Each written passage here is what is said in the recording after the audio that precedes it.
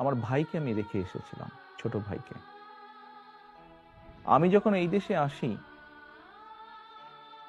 আমার সুস্থ মাকে আমি রেখে এসেছিলাম।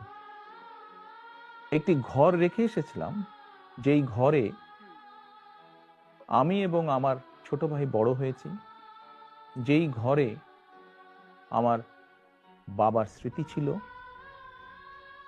যেই ঘরে